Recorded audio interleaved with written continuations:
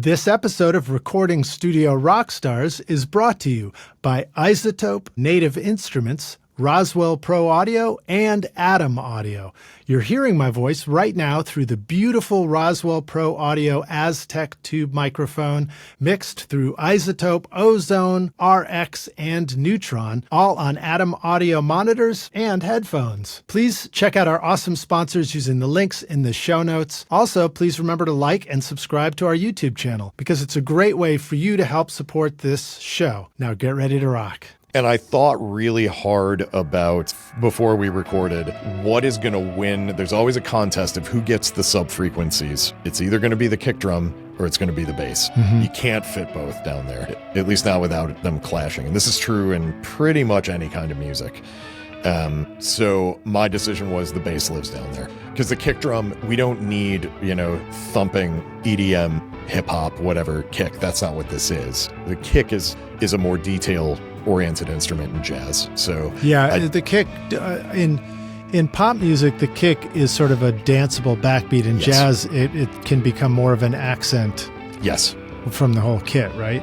Yeah, like it might land. It's just another drum. It's not serving the sort of dance beat disco purpose anymore. Yeah, it's just another part of a kit.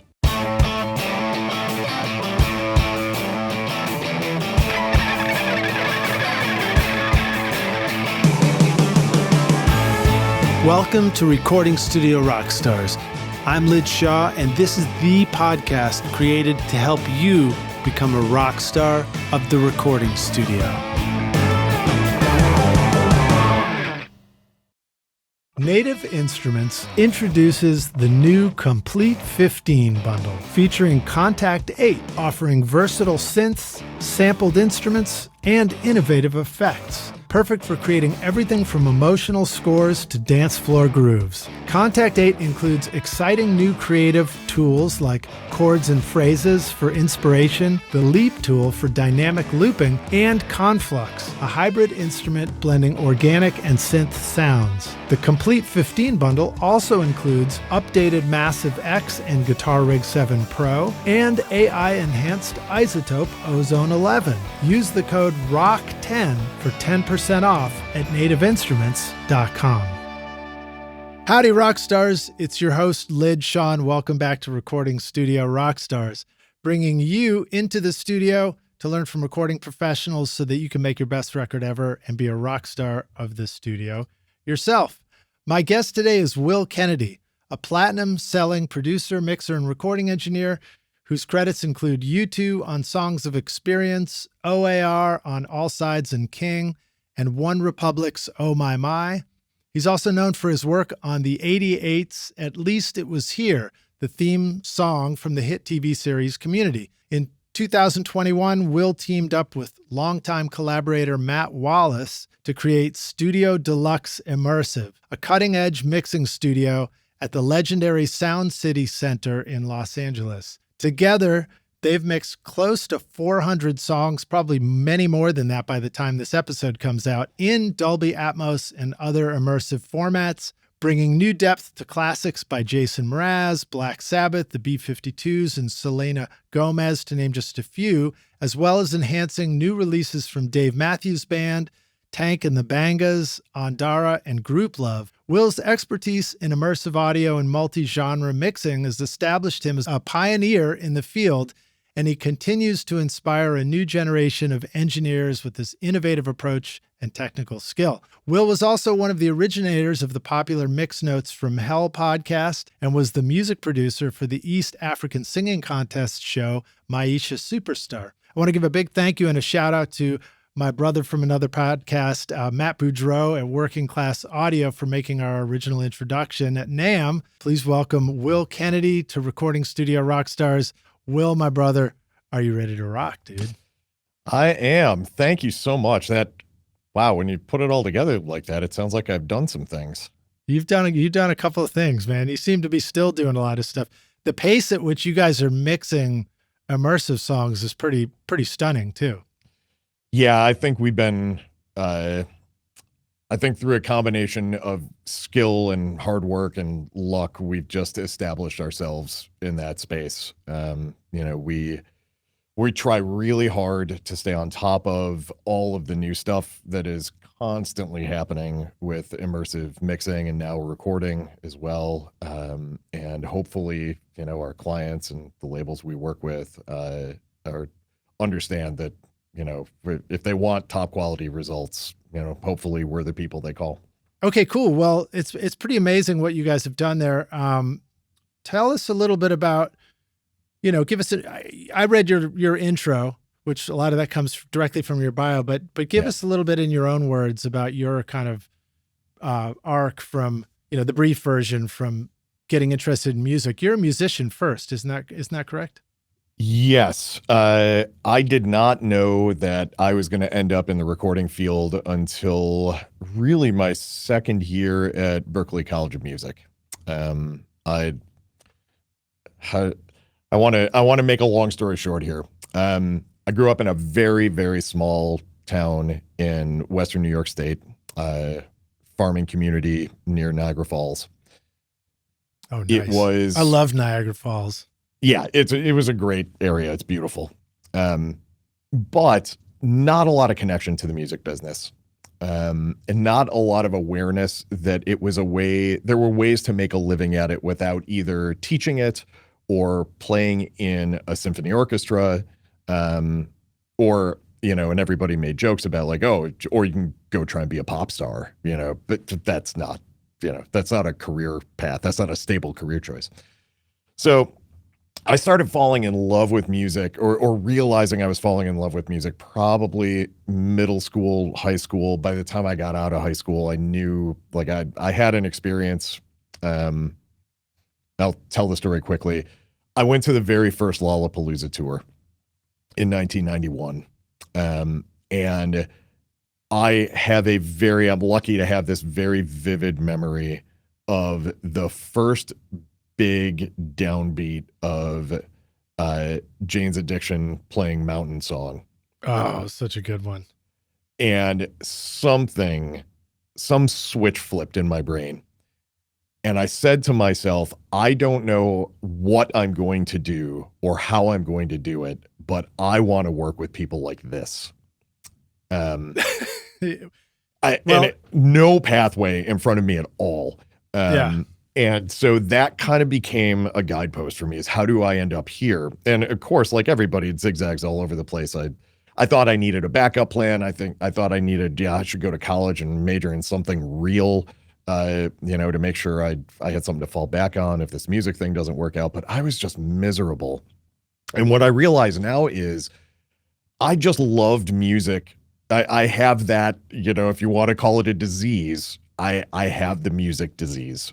It is, I have an overwhelming need to be a part of it and to be working on it and to have it be a huge part of my life. And so every time I tried to veer away from it, it dragged me back from that point forward. Yeah. So again, now I'll shorten things up. Every time I try to get out, they pull me back in. So I was a political science major my freshman year of college. That made me miserable. I transferred colleges. I became a music education major thinking, okay, still some stability, but now at least I'm doing something with music. I was even more miserable, right? Because now I'm getting closer to the thing that I want to do without actually doing it. And then I realized I'm taking half measures, right? So I dropped out of college for a couple of years to try and get my head straight about, what am I doing here? And during that period of time, I had a girlfriend she was going to Boston University. We decided to move in together. I moved to Boston, and I don't know. I think I had in the 90s. This would have been, so the move to Boston happened in 95. I'm from Boston, Oh, really? Well, yeah, I'm from the burbs out there. Which town? Concord, Acton, Wayland. Those are the towns I grew up in. Maynard, my family ran a movie theater there. I know them all very well because I ended up living in Boston for the better part of 10 years. It's a great place. It's my adopted hometown. And it's always funny to me to like have this conversation where like I started out in Massachusetts and I ended up coming down to, home of country music to learn Yeah. about record making. You start out in, you know, well, I guess you were in New York, so you weren't too far away from Boston, but now you are, right? It's like where I grew up, it's like a 7.5 hour drive. Yeah. To Boston. But I mean, it's a lot closer than being in LA where you are. Oh, absolutely. Of course. Yeah. Yes. So, right. So I moved to Boston. Berkeley was kind of in the ether. I had a cousin who had applied to go there and ended up not going. And I thought I should check this place out. And I took a tour of the campus, such as it was, like 3 buildings or something. But I had a sense that this was where I was going to end up. I was a trombone player. That was my main instrument at that point. I was taking lessons with a brilliant jazz trombone player who also taught at Berkeley. This is before I went to school there, named Phil Wilson. Phil kind of guided my path, helped me get into school. And then I got there and I just keep trying to not end up where I'm eventually going to end up. I became what at the time was known as a music synthesis major, because this was before computers and recording were one and the same, right? Recording at this point is still tape machines and consoles, and there are no computers in the studio other than the ones for automation in the consoles. So I'm building a pickup for my trombone so I can run it through. Awesome. So I can run it through effects and amplifiers without it feeding back, and like a magnetic one that picks up on the vibrations. No, or like a microphone. So brass instruments, piezo. you can buy they're called practice mutes. They're a mute you put in the bell of the horn that just kills the sound, so that like if you're a touring musician, you can play in your hotel room and not bother the hell out of everybody, right? Yeah. So I took one of those, drilled a hole in the end of it, and put a microphone in there, and then damped down the inside of it. And I ended up having to do a whole bunch of stuff to it to get it to work at all. But then I was playing through that, and then through a bunch of effects pedals and distortions. Yeah, and all kinds of absolutely. crazy stuff. That's awesome. And then I made friends with a guy who was in the recording program there. He was sort of taking the first semester classes, and he's like, "Oh, I got a recording session tonight. Do you want to come?" So I was like, "If it's cool if I hang out, sure." So I went and I watched what was going on. And the guy engineering the session is a guy I'm still friends with, who you may know because Matt Boudreau knows him well, a gentleman named Rado Peter. I don't know if I met Rado yet. Rado was... Apologies to you, Rado, if we didn't. Rado was... just an incredibly skilled, he was in his final year of school there, and just already an accomplished engineer. You could see he had it together. He knew what he was doing. But I started falling in love right there. I was like, oh, I think this is the direction I want to go. And I talked to some people, and the coursework I was taking paralleled the recording coursework for a while. And the further in I got, the more obvious it became recording was where I was going to end up. Yeah, so, it's that thing where like you love music and you love doing that, but you have this technical side of you at the same time, and it just starts gluing together, right? Yeah, and weirdly, if I think back to middle school and high school, I loved doing the lights for like the High School Musical. Yeah. And I remember having this thought back then, like, wow, if I could do something like running this light board, but with sound, right? Because I didn't understand how any of this worked. And here it was. You were like, these cables look very similar. I don't know. They got three connectors. And now I've got faders that instead of controlling a light, now it controls sound. This all seems like the kind of thing I was thinking about. So yeah, I ended up in the production engineering department. I graduated Berkeley in 1999, and then kind of through a fluke, ended up in Nashville. I wanted to move to New York. I was 25 years old because remember I'd gone to 2 different colleges and then took 2 years off before I started at Berkeley. So I was older when I graduated. Yeah. New York's expensive. I couldn't hack it, and I wasn't going to move back in with my parents at age 25. So I had a friend named Mark LaQuesta, who's still a great friend, and now actually I know Mark. Mark great. Mark. He was an assistant on one of my early sessions. Yep, worked at Quad. Yeah, great dude. So Yeah, now it runs the recording program at Interlochen Academy for the Arts. Oh, cool. And you were yeah, just there. I think I saw that on your Instagram, right? That is why I was there. I was setting up an Atmos room there for Mark. Shout out to you, Mark. So yeah, I knew that Nashville was much more affordable, and especially in '99, much more affordable than New York. And I had it in my head that I was just never going to go to LA. That was not my vibe. So I go to Nashville, I meet up with Mark, I throw some resumes around town, and I think I was going to spend 3 days there, and the last day I'm there, I get an interview at Ocean Way. And they hire me as a studio tech. You know, they ask me, "Oh, how are you with basically, how are you with fixing equipment?" I said, I don't know how to answer that because I'm not. That's not what I do. They're like, "Well, we'll train you. We'll train you." I'm like, okay. And they offered me more money than I thought I was going to get. Not a lot by any stretch of the imagination, but more than I thought I'd make as an assistant anywhere.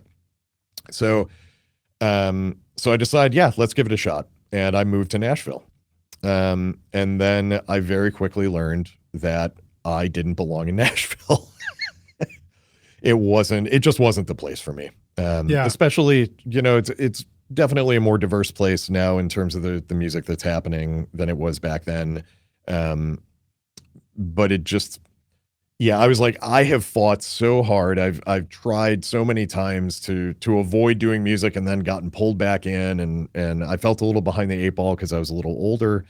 And I just, after 6 months, I had enough experiences there where I was like, this is not where I see myself long-term.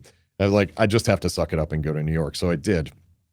It's tough when you're getting into this a little bit older because you do have a more advanced understanding of stuff. Even if you're learning how to make the music that you want to make, you already have an advanced understanding of what music is good to you and stuff. And you might have a strong take on what kind of music you like. I mean, I think about that for myself a lot in Nashville. I'm like, Lidge, what's wrong with you? Why don't you just love country music? You're the best place in the world to make country music, I'm trying. I'm still trying. I'm learning.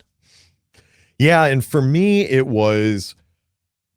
I felt like, to use a football analogy, I felt like I had pushed the ball all the way down the field and I was on the 5-yard line, and I was willing, I could either make one more big push to get to where I wanted to be, working on the kind of music I wanted to work on, or I could stop there and accept, well, this is where I ended up. And it was kind of trying to figure out, is this, because I knew the economics of the music business in Nashville are, if you're going to make a living in Nashville in the recording business, you are going to work on country and you are going to work on contemporary Christian music. It's what dominates the music economy there. In the major studios, for sure, especially at that time. Yeah, and which isn't to say that other music isn't being made there, but you're going to have a much tougher time piecing together the rents if you say, I'm never working on those two things, right? And I was still young, and I thought, I have an opportunity to make a change. I should make the change and see. Like, I need to know what this could really be. So I moved to New York. I very quickly end up at a wonderful studio, which is sadly now a Hampton Inn on 48th Street. I just walked past it at AES this year. Wow. Called Right Track Recording. Right Track was run by, at that time, managed by Barry Bon Jovi, brother of Tony Bon Jovi. Both of them worked at Power Station back in the day. And Barry was a killer studio manager who I still think about a lot of things that he said and taught us every day. So I'm there for, I want to say, about a year, and then things take a turn. I had been, when I was 19 and a sophomore in college, I was diagnosed with seasonal affective disorder, which is a form of depression. And at this point, I'm working I don't know what my average hours were in a week, but they were north of 80 and often north of 100 hours a week. There were many, many nights I was sleeping at the studio. And this isn't, I'm not saying anything that everybody who's worked in a big studio hasn't gone through. That's not specific to me. But a lot of overnights, so not seeing the sun very much, like all the things that I needed to do to take care of myself, which I had not grappled with at that point, I wasn't doing. And my mental health started declining. And so this is seasonal affective disorder is when people like shine lights in their face and stuff. It's like, dude, you need some sunshine, right? Yeah. And that's a big feature of my particular kind of depression, but it's not the only thing. So I'll have depressive episodes during the summer, but long story short, there are things that I have to do, including taking medication, but taking care of myself and making sure that I see, some sunlight on a regular basis. And, that was all stuff I hadn't come to terms with yet.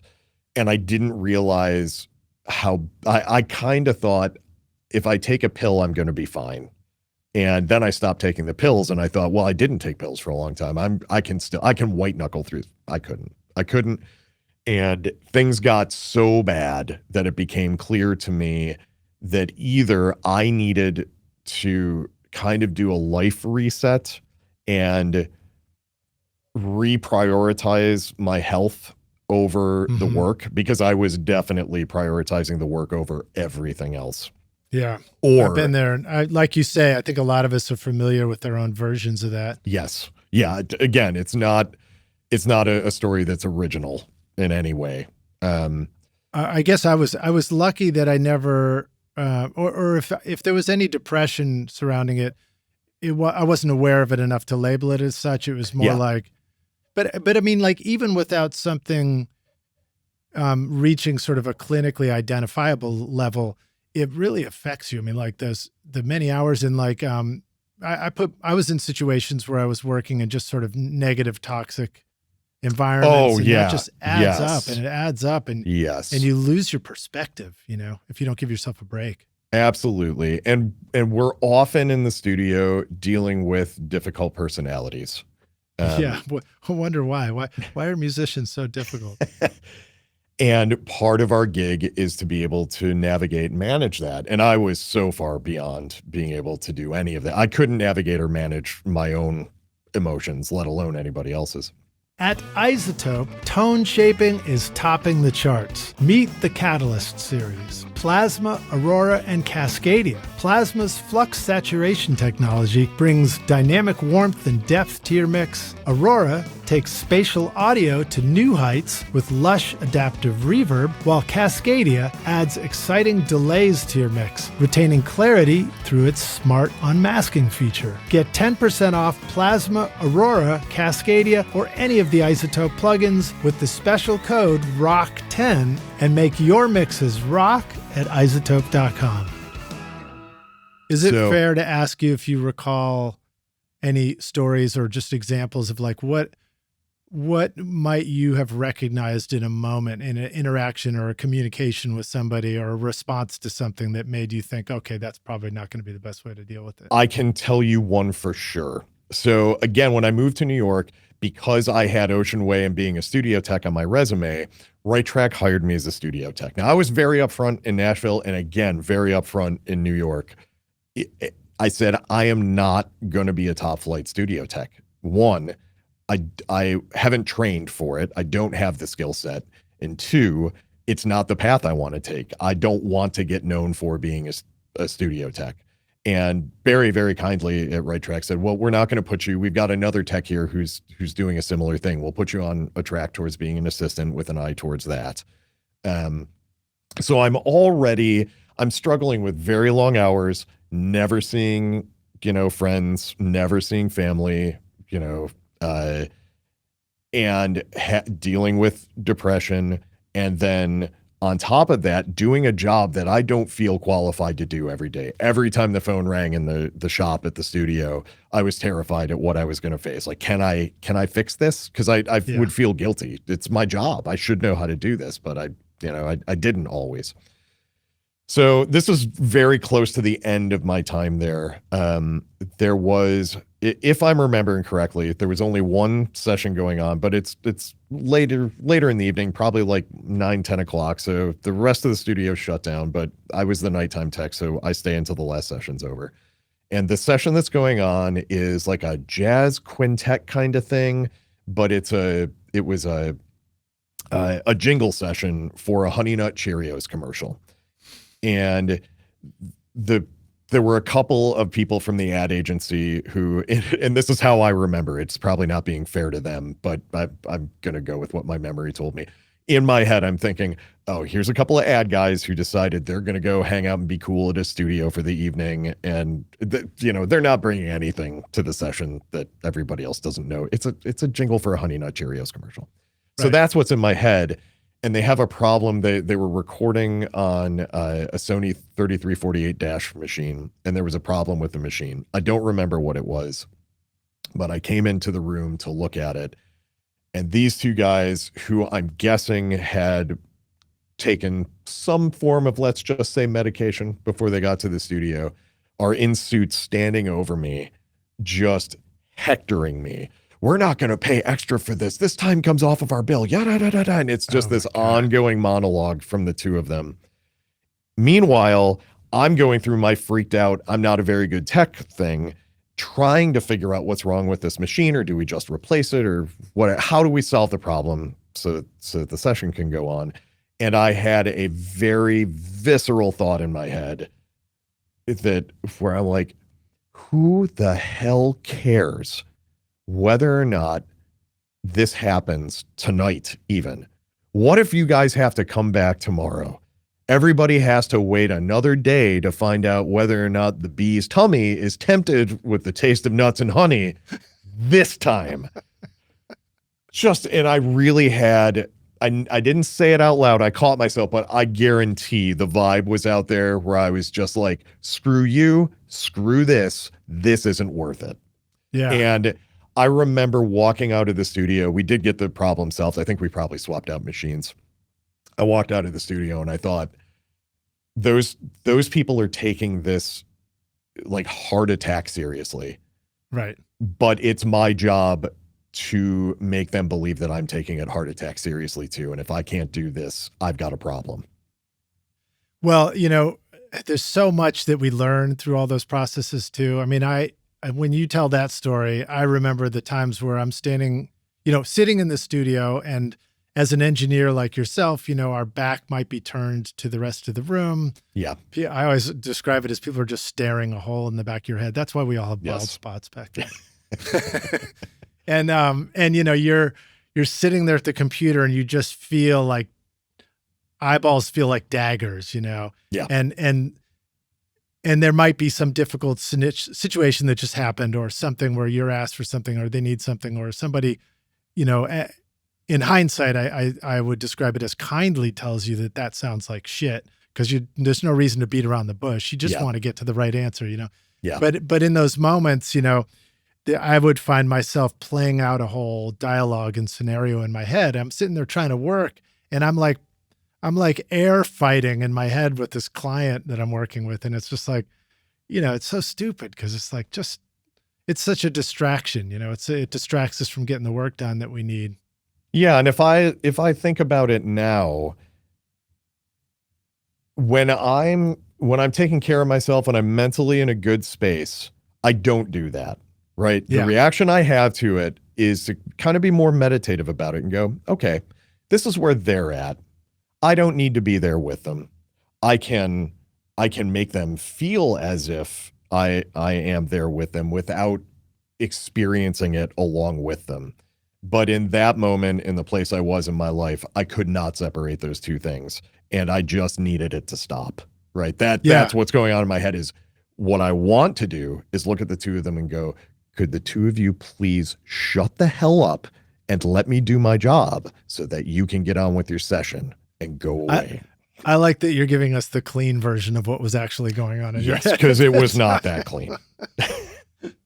I feel like another thing that I learned through that process too, which I'm guessing maybe you did, is you begin to discover that everybody who's in that studio with you has 100% legitimate perspective and take on what's going on. And like, the person who has a musical idea, even if it seems like it's not what you want, might have a very good reason for that idea. The people who are stressing out, having a heart attack response, they might actually have a heart attack situation, on the other end of their, responsibility and stuff like that. And the more I've learned to just see it that way, the more it's helped me. It helps me relax. I'm like, okay, I don't have to own it. It's just we're in a service business, right? So regardless of what my feelings are, that those people were the clients, and my job is to take their concerns seriously, no matter how silly I might personally feel they are. It doesn't matter what my feelings are in that situation. Yeah. And that's what I was no longer, I no longer had the space for in my head, because I was dealing with my own stuff, and I had this much space left to have patience for other people's problems. And that's not a good place to be. Yeah. When your cup is completely full, they say, you can't add another drop. And that's where I was. And that's how I knew. And it was heartbreaking to come to the realization, because this was a dream job for me. I thought I was in the place I needed to be, on the path I needed to be on. I was, I'm sure we all know the story of, you've got family and friends who are just questioning why you would do this and why you would put yourself through it. And I thought, no, I'm doing good. I'm making good on what I set out to do. And now I'm going to have to be the one to derail the whole thing. Because I knew it wasn't switching studios. I was going to have to leave the recording business and reset and then see if this really was my future from that point. But that's what I did. I quit the studio. Well, it's too bad you never landed on your feet and found another good gig. Oh, wait a minute. That's not what happened. You're mixing over 400 Atmos mixes with Matt Wallace right now and producing amazing spoiler alert, jazz Lidge, records. you can't let me get to the end of the story. You just got, obviously. Obviously I did end up exactly where I was supposed to be in the end. Yeah. Now, so you went from New York out to LA finally? No, I went, so I quit the studio. I was working a temp job in New York City doing data entry or something like that. And then I had a roommate who was editing audiobooks, and I took a gig, like an overnight gig editing audiobooks, just to pay the rent. And again, all of these stories can be so long, and I need to condense them. And this is now we're in the era of computers, or not quite yet? So for the audiobooks, yes, because you're editing, right? This is not multi-track recording. And they would, even at that point, the audiobook stuff was being recorded on DAT and then imported from DAT to editing software, and then we would edit it. And then but even that, I forget what the deliverable was for an audiobook at that point. I didn't have to deal with it, so I never learned. just did my first audiobook recently. Oh, nice. Yeah, they're actually, I didn't have to edit though. Yeah, so in that roommate still, that's what he does for a living. So anyway, while I was doing that, when I was at Berkeley, I had a number of part-time jobs, one of which was doing audiovisual. I was an audiovisual tech at Harvard University. Cool. Just doing, sometimes I was videotape classes. A lot of times, I think because I was a production and engineering major at Berkeley, they'd bring me in to do sound for like student concerts and things like that. Yeah. And I happened to reach out to a former teacher of mine from Berkeley who was now working at Harvard in an attached but different department. And he said, hey, the department you used to work for, the AV department, they need a supervisor. Now, keep in mind, I was 25 or 26 at the time. I forget.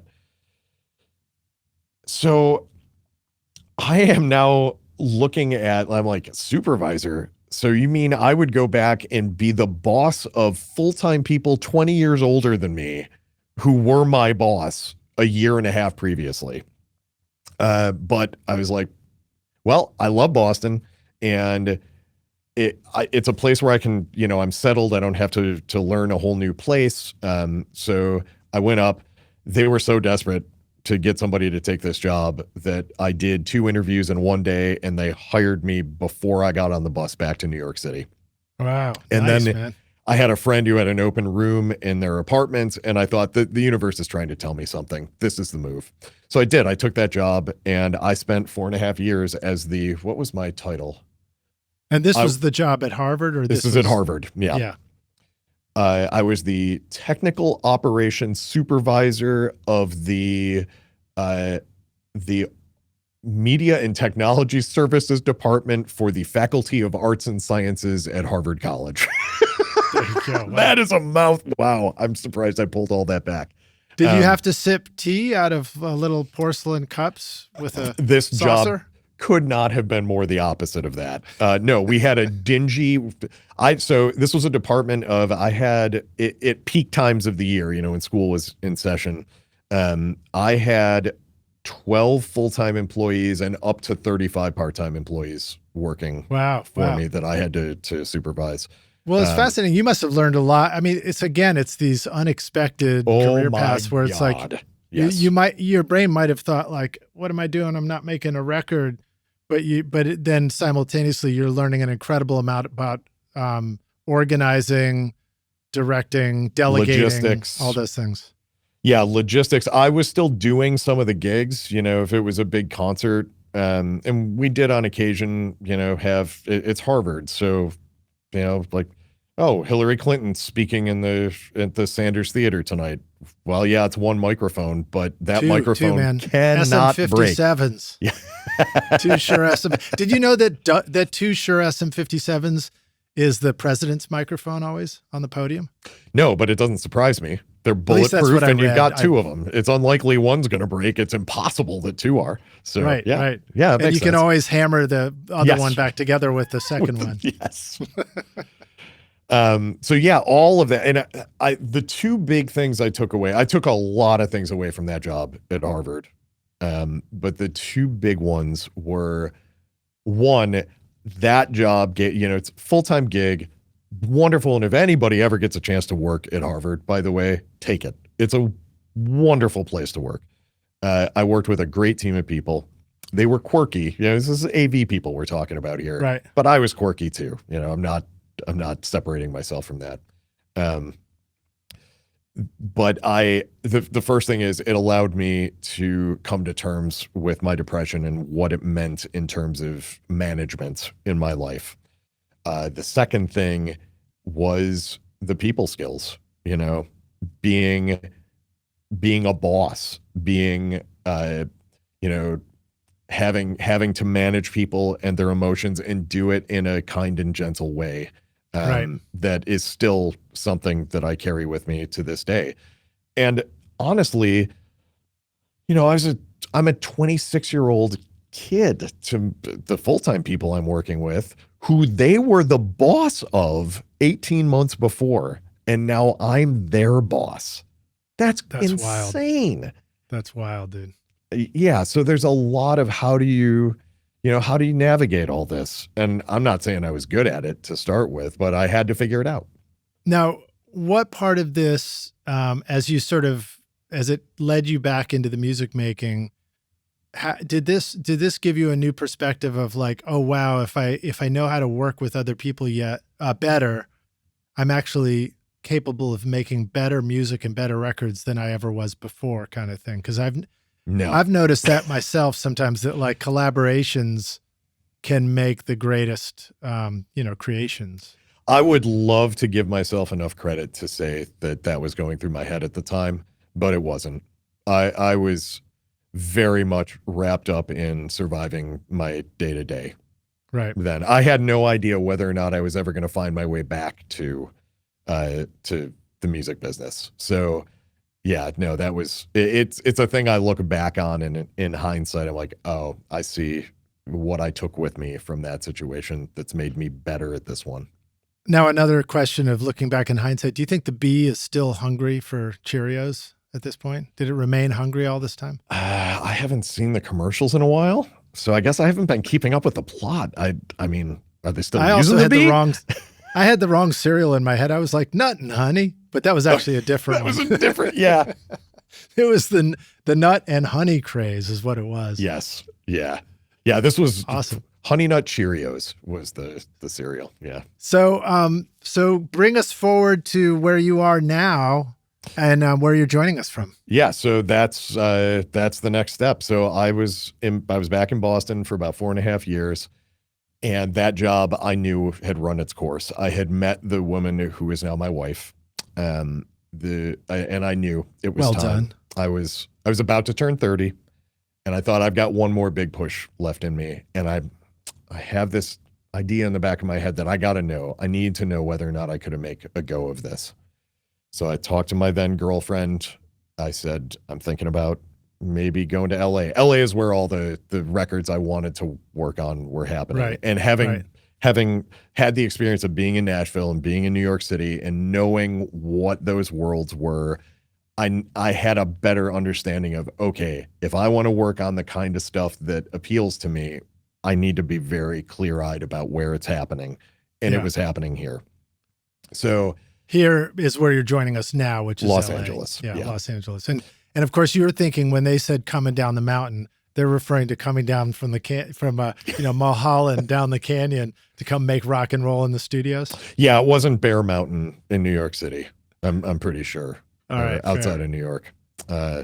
So in February of 2005, we picked up and left Boston and moved to Los Angeles. And one of the first gigs I got out here was doing some archive work for Ray Charles Enterprises. It wasn't long after Ray had passed away, and I knew how to run tape machines. So I was doing that. And at the time, that work was being done through the Village Studios here in Los Angeles. Right. That I never got to see the Village, but I heard various recordings from there, and I heard great things about it. Yeah. So, and it's now managed by one of my old classmates from Berkeley, a wonderful, very talented woman named Tina Morris. Right on. Who's been there for a long time. So the Ray Charles thing ended. At which point I end up becoming a 30-year-old runner at the Village. That for entirely of my own doing. But I didn't belong there, and I was not. I was coming to a place where I realized, as much as I was trying to push through, like, okay, this is what I do now. If I want to do this, I have to be a runner at a studio. There were a lot of things about doing it that were not compatible with my personality. Right. And I'm not talking about the job so much as just the situation there. Are you recording your own music or other people's music in your studio, but you're having trouble figuring out how to get your mixes to sound great? Do they sound weak and distant or lack punch and clarity? Well, I've got a gift for you to help you take your mixes from sounding like basement demos to sounding a lot more like professional mixes. And it's my free course called Mix Master Bundle. This course will show you how to get pro-sounding mixes from your home studio with free and stock plugins in Pro Tools. And the best part is these mixing techniques will work for you in any DAW, whether you're in Logic, Cubase, PreSonus, Studio One, Reaper, or anything you can think of. Are you ready to make your best record ever? Then go to mixmasterbundle.com to get started for free now, and you can find the clickable link in the show notes of this episode. And eventually, let me ask you this. Mm-hmm. You went from New York to LA. Mm-hmm. The studio runner thing. I mean, the first time I heard the term runner for the studio was in LA, was in Burbank. Did they use the same term in New York? No. Did you hear that used in Nashville? I feel like in Nashville, somebody just walked across the street to get lunch and bring it back to the studio, you know? There was a term for it in Nashville. It might have been, I remember it being different. I heard runner in Nashville, but I knew when people would say it, they would usually say, oh, that's an LA thing. New York, it's GA, general assistant. Right. Okay. Fair enough. That maybe comes from, well, ironically, maybe that comes from film. Yeah, it might. It very well may. And I forget what the Nashville term was. Mark LaQuesta would know. And I imagine, in my head, I imagine that a runner for a studio in LA makes lots of sense because in LA, it can be hard to get from one place to another. Yeah, I mean, the job isn't honestly all that different, other than when you're in New York, you're walking or taking the subway, and here you're driving. Right. But you're still running out. Oh, somebody needs food. You got to go get the food somewhere else and bring it back. Yeah. The and now, of the course, gig these doesn't days, change. you just order it on your phone and it shows up. Same thing. Now everybody's a runner, I guess. Yeah, exactly. You're paying. You've outsourced the actual running part. Now, another thing that was very Nashville, or at least for me, it was brand new. It was the idea of cartage. So you probably dealt with that in Nashville, New York, and LA. Cartage was, We tell the rock stars what that is and how it might be same or different. So cartage, it was pretty much the same in all three places. So if you're hiring in a session player, like drummer's a great example, and you're hiring them for a specific sound, a specific reason. Usually that drummer will have all of their drums, and they probably have a lot of them stored at a warehouse somewhere. And that warehouse would be owned by this company called a cartage company. And part of their gig it wasn't just to store the drums. It was, the drummer calls them up and says, I have a session. If it's Nashville, I have a session at Ocean Way, Nashville, next Wednesday. And next Wednesday, the cartage company loads up all the drums the drummer has asked for and brings them to the studio and sets them up. And oftentimes we'll tune the drums ahead of time. Just depends on how full service they are.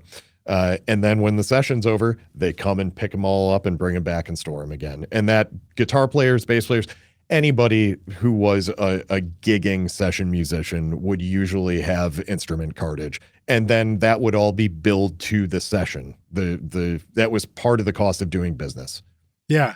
And I guess a way to think about it, because that might be shocking to somebody the first time you hear that, but and it doesn't happen very much anymore. It's kind of a vestige of the old days. Yeah. I guess because there was money for it, and there was people doing tons and tons of session gigs too. Yeah, absolutely. And that was the reason for it is, if you've got 2 sessions in a day, which happened fairly regularly, or you've got, one session at one studio one day and a different studio the next day and a different studio the day after that, you're not going to be the one, you don't want to drive your stuff back and forth and set it up and break it down and put it in the car and figure out where to store it overnight and then drive it. Yeah, and they were making enough money that they could afford to pay other people to do it for them. And also, I think that the instruments themselves, the guitar zone, the bass zone, the drums, I don't know if the violinist had to worry about cartage, but those zones themselves were like building a studio within a studio. Yeah. It was a pretty complex thing that needed to be created. So yeah, and the instrumentalist wants to feel comfortable. Like they want to be able, they're a performer, right? And you have to treat them like an actor walking onto a stage.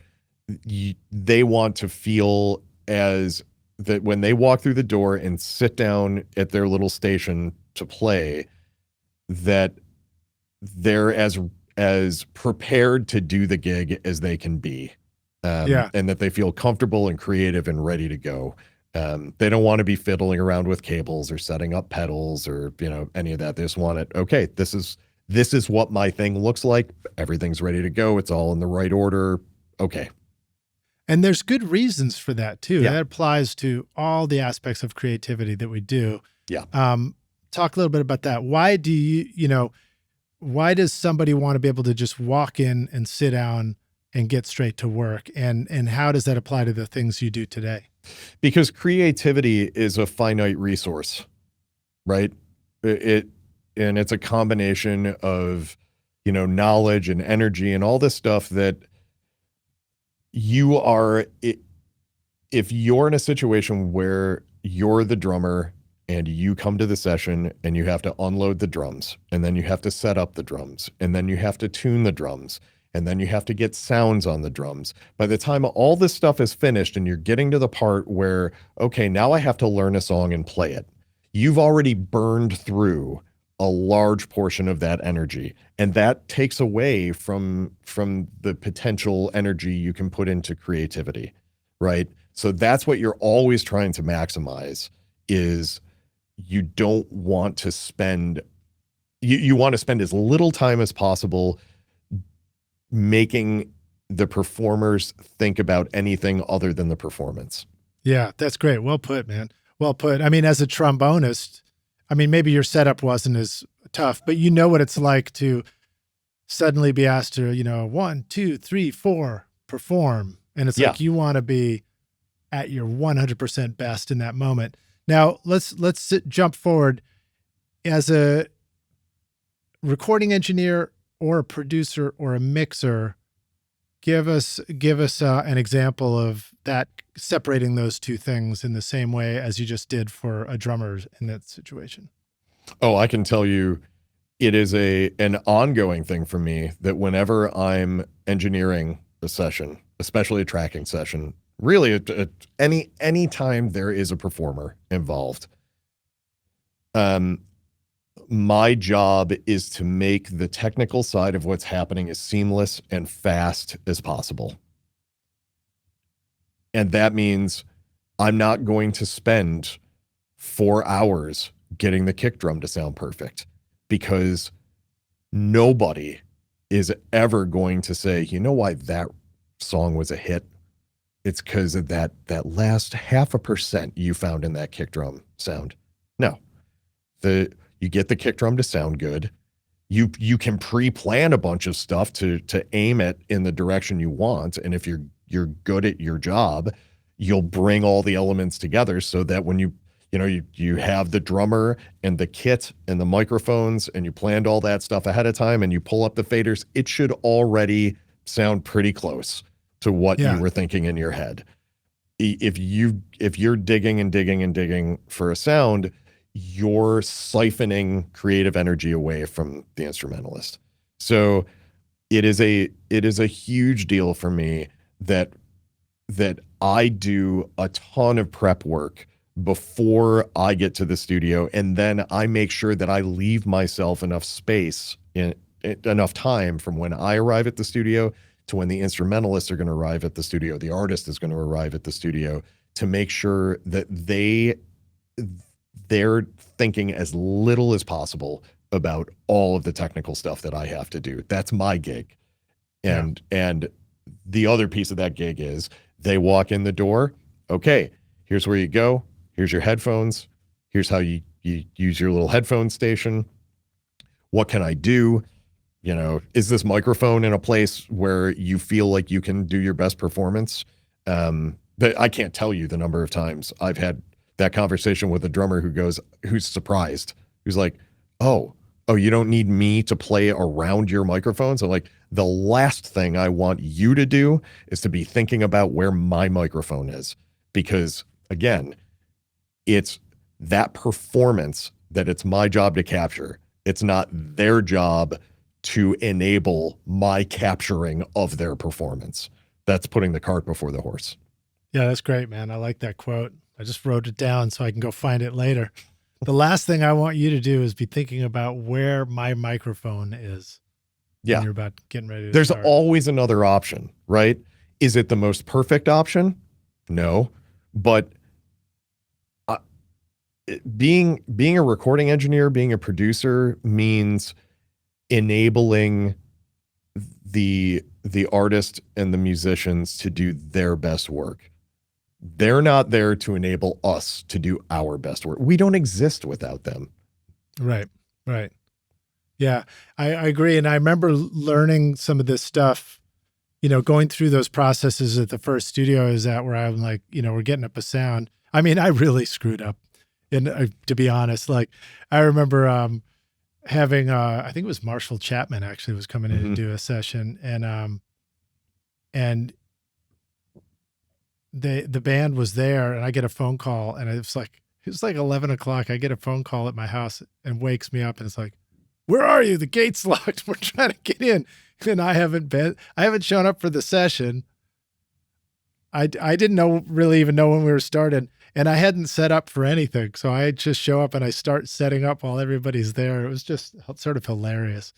So, I guess it's encouraging to those watching too, to know that, I mean, I don't know what you might think about the records I've made, but, I would suggest that probably all of us have had records, in that learning experience where we've just completely done the wrong thing. Because that's how you learn how to do the right thing too. It was after that it's like, oh, I should show up at the studio early. Oh, I should probably set up before the band gets here. Oh, I should probably find out what they want to do before I set up, stuff like that. And as much as people might look at the old studio system and say it's a vestige of an older time, and in a lot of ways it is, and we can certainly achieve amazing things in much smaller spaces with much more economical setups than we used to be able to. The thing that we've lost is that all that stuff you're talking about, I got to watch some of the greats in the business do, right? Yeah. I learned how to do all the things that I'm talking about, all that prep work, all that thinking ahead of time, all that like focusing on performance, all that stuff comes from my ability to have gone through that sort of apprenticeship. And that's what's tough for people now, is that those spaces don't exist, or they're very rare now, where anybody can go and see how their heroes do the work. Yeah. And watch them make mistakes, and watch how, because a lot of times it's not so much that they never make a mistake, it's how they manage the mistake once it's made. How they just navigate right around it and stuff. Yes. And so, of course, and also I misspoke. I said Marshall Chapman. I meant Marshall Crenshaw, so totally different. Oh, okay. And I just nodded my head right along. Marshall Chapman, yeah, sure. Yeah, well, as I was saying it, I was about to say, and then he called me, and I was like, wait a minute, I think Marshall Chapman's a totally different artist. But that's me. So now I kind of forgot what my train of thought was, but I'll tell you what. I know what it was. What it was. So it's that, one of the closest versions we have to that these days is things like YouTube and videos that sort of bring you into worlds, and you get to learn from stuff. And but even those podcasts.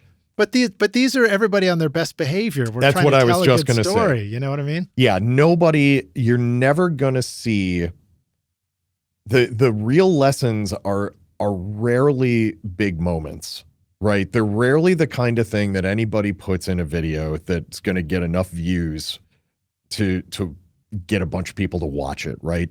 It's in those long periods where it feels like you're not doing anything as an assistant engineer, but you're soaking up a way of working that you are later going to implement without even realizing that's where it came from.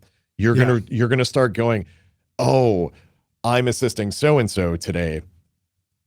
That's somebody I've worked with before. I really appreciate the way they run a session. Or I'm working with somebody who I don't appreciate the way they work a session. And in that space, you may be thinking, well, I like the way they do this, but I don't like these other bits and pieces of how they're managing their day or the technical setup or whatever. And so you omit that from your future ideas, right? And then when you get to sit in the chair and do the thing, you can start to try those things on and say, all right, well, this thing that my favorite engineer that I ever worked with, my favorite producer I ever worked with doesn't work for me, it turns out. But this thing that this other person who I didn't think I was into does work for me. Oh, that's surprising. It's not a thing that's a moment you can capture and put out. It's all, anything that we learn is, it's a little bit of pressure applied over a long period of time. Yeah. And sometimes you don't even realize it's happening. Rock your music production with the updated Complete 15 bundle from Native Instruments, featuring the new Contact 8. This comprehensive collection includes a fantastic range of versatile synths, sampled instruments, and innovative studio effects, giving you everything you need to bring your music to life. Whether you're composing emotional scores, deep dance floor grooves, or experimenting with sound design, Complete 15 has you covered. Discover powerful plugins and instruments that guide you from the initial idea all the way through to the final mix. The included Contact 8 introduces exciting new tools like chords and phrases for instant inspiration, the Leap tool for dynamic looping, and Conflux, a cutting-edge hybrid instrument that merges organic and synth sounds in real time. Plus, enjoy revamped versions of Massive X and Guitar Rig 7 Pro to take your sound to the next level. Then polish your mixes off with the AI-enhanced Isotope Ozone 11 included in Complete 15 bundle. Use the code ROCK10 for 10% off at nativeinstruments.com. Howdy, Rockstars. We're back now for the jam session, aka the second half of the show. My guest today is Matt Wallace, joining us from Except I'm Will Kennedy. I look a lot like Matt Wallace. What did I just say? What did I just say? Let me say that all over again. I was thinking about the studio. Oh, boy. It's my studio too, Lich. A lot of this gear is mine. Howdy, Rockstars. We're back now for the jam session, aka the second half of the show. My guest today is Will Kennedy, joining us from Los Angeles. And Will, you ready to jam, dude? I am. I'm always ready to jam. All right, so we've talked a lot about your backstory, and I would love to jump forward in the second half of this interview and really like dive into some of these records you're making. Well, I'll tell you what, if you wouldn't mind, as much as I don't want to interrupt the jam, let me finish the story, because it's probably going to lead to where you're going. No, it's fine. So I think I was saying I had worked at the Village. Let's just say that came to an end. It was not a good fit for either the studio or me. And I moved on. That led me to sometime later, again, with the theme of I keep getting stuck in these teching gigs. That led me to I need to make money. I need to pay rent. So I took on a couple of wiring gigs around town, and one of those maybe 8 or 9 months later, so it's got to be towards the end of 2006.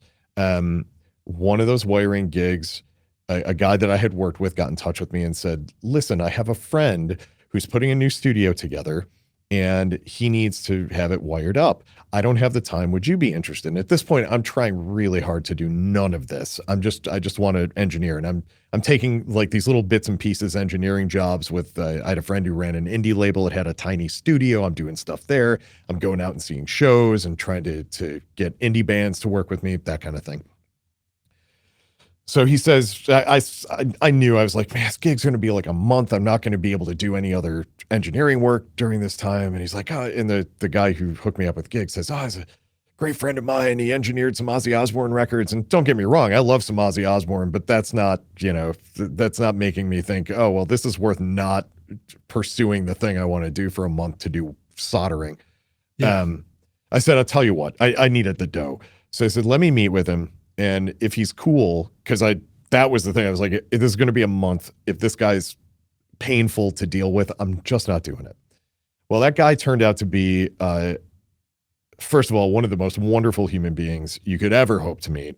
His name was David Bianco. David is a Grammy-winning engineer. I met with him. And just immediately you walk into the room, you're like, this guy is the best.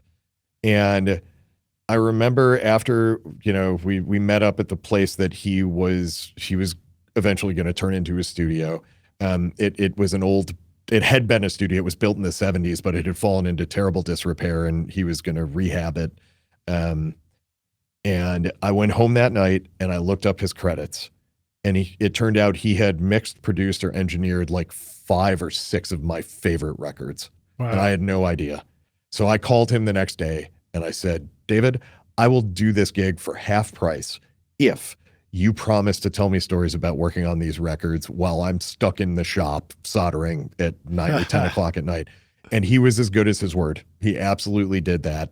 And then when it took about a month, we got the studio up and running.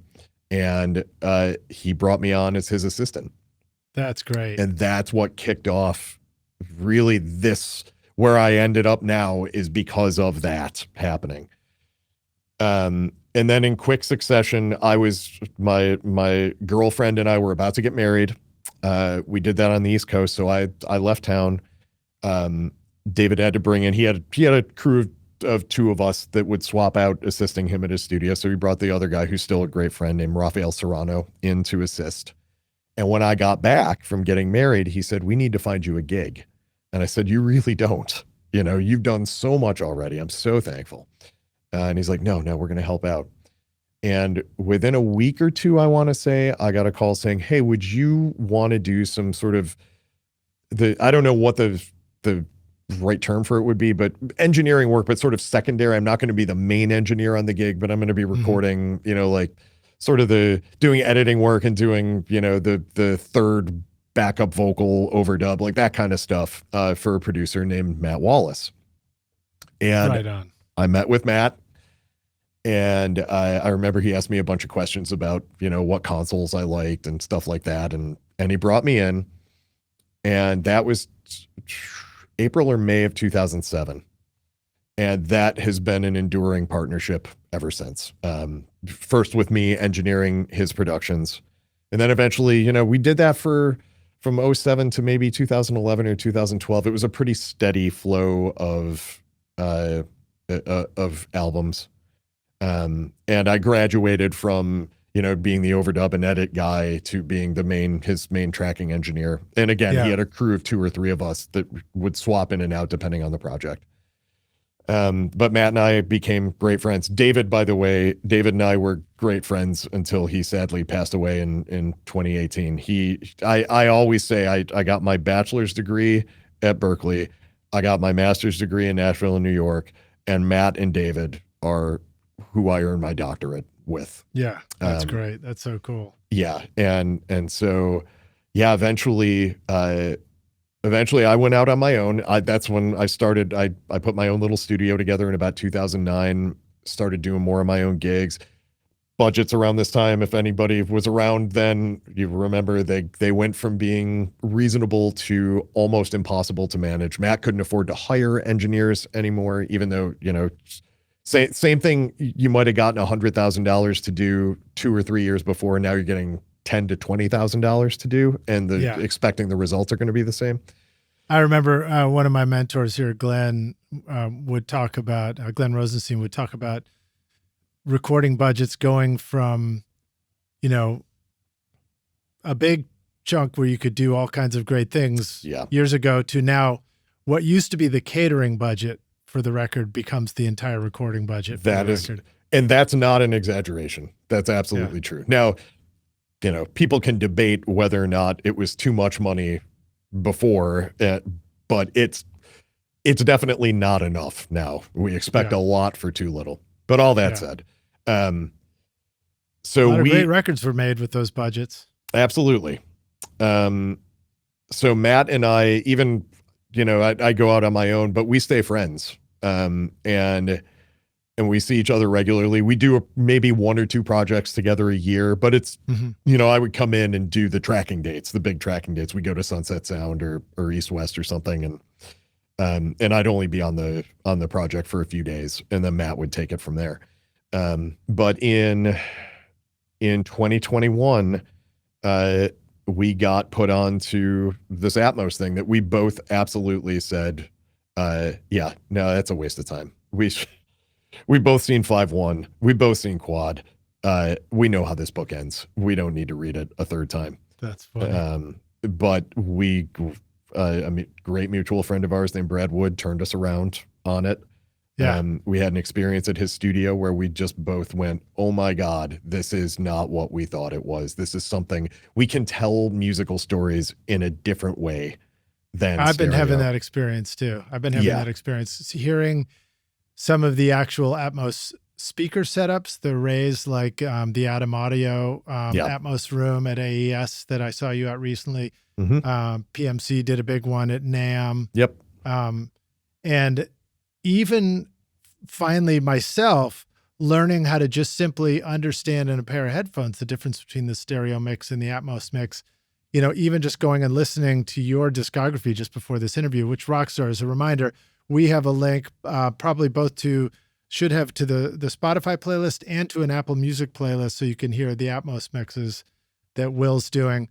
Yeah, and I'll do the quick public service announcement here. If you're a Spotify listener, you cannot hear any kind of immersive audio. Right. So it's only on Apple Music, Tidal, and Amazon that you can.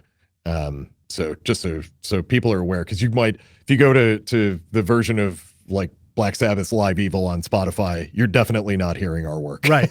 Yeah. So you need to be aware that if you're not familiar with that yet, when Apple Music is playing the Atmos version, you'll see a little Dolby there'll be a logo, little right? Dolby Atmos symbol. Yeah. So you'll know for sure you're hearing it. And then when you, like for me, learning how to go into the settings and force it to play the stereo and then force it to play the Atmos mix, and then making sure that the level matching is on, or the sound check feature. That's huge. That was a big win for me to learn that, because then you hear the difference and then you go like, oh, wow, the Atmos mixes sound amazing. We have, and let me cause I have this completionist thing in my head. So please, I'll just continue on quickly, because we're right near the end now. So I'm Matt, enjoying every word of it. The end of this is Matt and I, who will never do we're both wired the same in this way. Neither of us will ever do anything that is a brilliant technical achievement with no musical or emotional reason, right? So yeah, okay, we can put all these speakers up and everything. If you're not making people feel something different than what they could feel with two speakers, what the hell are we all doing here? And that's what we thought going in. And hearing Brad had just finished mixing a Liz Phair record, and he played us a song that we'd never heard before. We both walked out of there and looked at one another and went, "Did you feel that? Have you ever felt something like that listening in stereo?" In between the two of us, we've got close to 70 years of experience doing this. If neither of us had felt that in stereo by now, with the Lord knows how many hours of listening, we were like, this has to be something special. And we immediately went, all right, this is what we do now. That's so cool, man. Yeah. Well, so that's how we end up here. Yeah. I mean, and to be completionist myself, listening to your stuff and flipping between the stereo and the Atmos, I hear the Atmos open up in a way that sounds really special to me. And then it's like, oh, wow, there's a clarity to it. And more importantly, I think even to your point of like, why worry about a technical thing? I mean, there's so many things in audio that come along and they're like, ooh, this new technical bell and whistle. And then you might check it out and you're like, yeah, but it sounds stupid, so yes, who cares, but listening to Atmos, it really nailed it. Or you guys are all together are really nailing it. It's really sounding rich and clear and full. Thank and you. It has all the qualities that you would hope to hear in music. It sounds high fidelity. That is one of the hidden but massive advantages that immersive audio in general and Atmos specifically has, is that there are rules about how loud the mixes can be. And the deliverables, the mixing and mastering are often the same thing in Atmos because of these strict level rules. Tell us, hip us to some of those rules if you want. So if you're out there mixing for stereo these days, and everybody tends to look at, average integrated levels of their mix, right? Everybody's trying to be competitive in stereo. And one of the big fights we all have is my mix as loud as the other things that might be on, say, the same Spotify playlist or in the A&R meeting or whatever. So we are just squeezing and squeezing and squeezing to make our thing as loud as or louder than everything else. We have long since gone past the point where we are every dB you're getting is doing massive amounts of damage to the fidelity.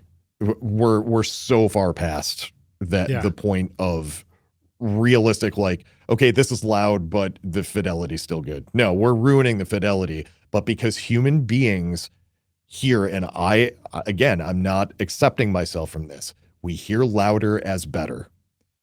So your stereo mix these days is anywhere between -9 and -5 or -6, integrated level, dB integrated level, or LUFS. Atmos mixes will be rejected unless you hit this number, must be at -18 or lower. Wow, that's like film kind of specs, isn't it? Yes. Early on, I talked to somebody at Dolby about how they landed on that number, and they said they tested a number of consumer devices and found that and let me make a technical connection here. So it's minus 18 for the speaker mix. That translates to when it folds down into, because Atmos mixes fold down into a binaural headphone mix. Usually you end up at around minus 14 for the binaural. Okay. Minus 14 is about the point at which most consumer headphone amps, line amps, start to distort. So not only have we been distorting our mixes, we've been then running them through line amps that are distorting them on playback. Yeah. Now, that's not true for everything, and the efficiency of these things changes over time. I don't know when they did these tests, so it may not be true anymore, but that was the reasoning behind it. We're like, if we're going to do this hi-fi thing, let's make it maximum hi-fi. Yeah. So when you say this sounds much more open, a big piece of it is we don't have to compress it. We don't have to limit it. We don't have to do any of that stuff. And then the offshoot of that is, and I was shocked by this, when we are given a catalog thing to remix, I'm thinking, well, we've got to identify the compression, the limiting, the mastering EQ, like all this stuff that's been applied globally to the mix. But in recreating the mixes, the moment you throw a compressor on, unless you're doing it for coloration, it almost always not only doesn't match the original stereo, like it doesn't feel right, but it makes it sound small. Wow. So it's almost like saying the more you try and mimic the way the stereo mix was done, as far as compression goes, the further you get from the result when you're mixing it in Atmos? I don't want to say that it's a hard and fast rule, but it's happened so many times where I thought, oh, I know what we're missing here. We need to compress it. Right. And then I'll throw a compressor on, and then I'm like, nope, that's not it. And then I have to reach for something else. A lot of times it's actually overdrive. Oh, because you just need to bring up some harmonic energy. We think about all these old records and we're like, everything is so open and everything's so hi-fi. And in some cases, that's absolutely true. But we've worked on a bunch of stuff where it was absolutely clear that every piece of equipment in the studio needed a hernia operation when the mixing session was over. Like they were driving the console, they were driving the tape machine, they were driving the tape. And it's got to have that vibe, right?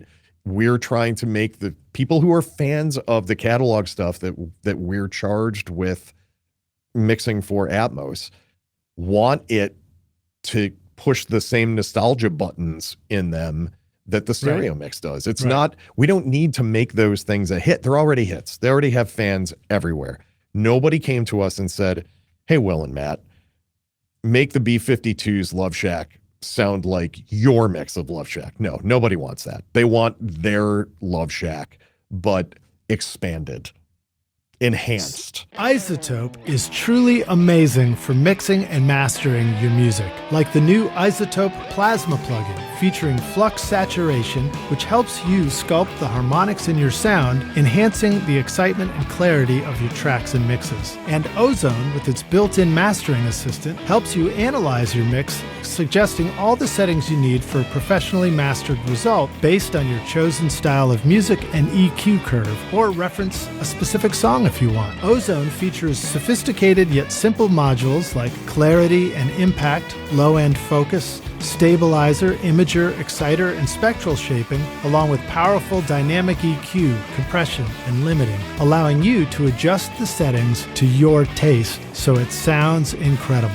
And with the magic of master rebalance, you can even manipulate the vocal, bass, and drums separately at the mastering stage. Use the code ROCK10 to get 10% off Plasma, Ozone, RX, or any of the fantastic plugins at iZotope.com.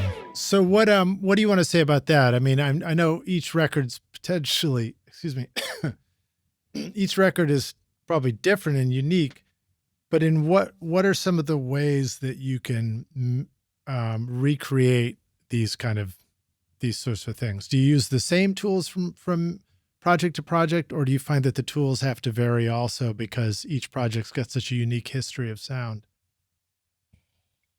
We it's kind of a multifaceted answer. When we're working on catalog stuff, we'll do a pretty deep dive into the history of the recording of that thing. Yeah. Right. What studio was it done at? Who engineered it? Who produced it? What kind of console was it mixed on? What studio was it mixed at? What, if we can track down what equipment did that studio have available? So if we're trying to chase down, like one of the tunes, we did a couple of romantics songs. We did. Yeah. I saw that was one of the ones I was going to ask you about it. Talking in Your Sleep. Yeah, Talking in Your Sleep. I did a little happy dance when I found out we were going to do that one. That's just, God, I love that song. They played at my college in the outdoor thing. I remember seeing them play that song. So good. So that one, like about 70% of the sound of that song is the reverb. And interesting. We chased it and chased it and chased it and chased it and eventually figured out that the reason we couldn't match it is because there'd been a recent remaster of the song that had, like, basically they'd made it so loud and added so much bottom end to the remaster that it was clouding our ability to figure out what it had been in the beginning. And we had all the information. We're like, but they didn't have, like, we're piling reverbs on to try and find. So we're like, but they couldn't have done this. Mm-hmm. This isn't the way, like, we have track sheets in front of us. We can see. And eventually we tracked down the original mastering job. And then it turned out it was like an EMT 250 plate. Wow. But we will do that. Okay, they had an EMT 250 in the studio. Let's use an EMT 250 plugin. And Atmos is really, for all intents and purposes, it's a digitally native format. There are people attempting to do analog stuff with it. It's really not how it was designed, and it makes working in the format extraordinarily cumbersome. Right. So embracing the fact that it's a new digital format is a good approach to it. And I was not an in-the-box mixer until we started Atmos. Wow. I had an analog chain and gorgeous, stereo converters. When it comes to these digital formats and that kind of thinking, I think part of the answer is there's plenty of room for analog. It's when you capture the sound. It's at the beginning of the stage when you're creating it and producing it. You make your sound. Use the analog gear to get the tone you're looking for, but then let the digital stuff do what it's great at. And one of the things that working in Atmos taught me really quickly, because I wasn't I was like, oh, how are we going to do this? All this stuff that was originally done in analog digitally. And then we did it. We had to, so we did it. And the song that is constantly going through my head is Love Shack, right? It was one of the early ones we did. And it took us 3 days to mix. I've told the story before. The long story short is not only we're working from the multi-tracks, right? So we have to remix this from scratch as if it's never been done before, except we have to match an already existing really great mix that everybody in the world knows. So for 2 days, we're chasing the sounds and chasing the sounds and chasing the sounds, and it's not quite right. It's not doing the thing for me that I know Love Shack needs to do. I think Matt wanted to kill me because Matt will very much be like, he's really good at going, no, that's like, if you're mixing something that nobody's heard before, he's really good at finding the vibe of a thing and then letting go. Nope, that's good enough. We don't need to sand off the rough edges. I'm much more of a detail-oriented person, and I will tend to oversand. It's why we work really well together. He lets go a little too early. I hang on a little too long, and somewhere in between us is the sweet spot, right? That's great. So, That's great. But this one, I was like, it doesn't have the thing yet. And then I'm thinking, like, I'm looking at the tracks, and we had the stereo master we're flipping back and forth and listening to. And the stereo master, there's a lot of reasons this happens all the time with old stereo masters versus tracks. The length will be different. But this was way off, like 6 or 7 seconds, as opposed to usually it's like half a second or something. Right, because the tape speed or the mastering, they might have sped it up for radio. And that is exactly what it was. I was like, oh, wait a minute. Like, none of us, like, we don't live in a world where we think about this stuff anymore.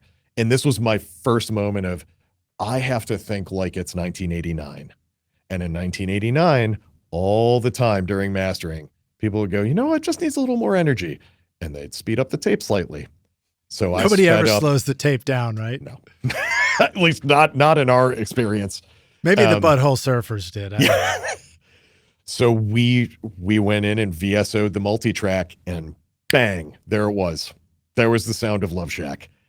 And we recently, our friend Steve Genowick called me, this is maybe a month and a half or 2 months ago, and said, hey, do you have because we did the Love Shack mix in 2022. So Steve calls up, do you have the ADM file, which is a deliverable file for Atmos for Love Shack around? I said, yeah, what do you need? He said, I'm sitting in an Atmos studio with Don Was right now. Don Was, for those who don't know, produced Love Shack. Oh, right on. Don hasn't heard the mix. He'd like to hear it. I'm like, oh my God. So I immediately stop everything I'm doing, send the ADM file to Steve. And 15 minutes later, my phone rings and it's Don Was. Were you nervous at the same time as you said it? Oh my God, yes. And Don says, you guys did an amazing job. He's like, the moment it started, I knew that you nailed it. It felt awesome. The feeling that we were going for, everything was there. And I'm like, yes. Now, all of that to say, none of that record was recorded digitally. There was no part of that process until it was put on CD, as far as I know, that was done digitally. Yeah. And we were able to recreate it to the point that Don Was said we nailed it. So what am I doing hanging on to my analog, mixing chain, other than it's kind of I like what it does. I'm not saying it's bad or that it's a bad choice for anybody. It keeps the room warm. Yeah. For me, it was, is this just a crutch now for me?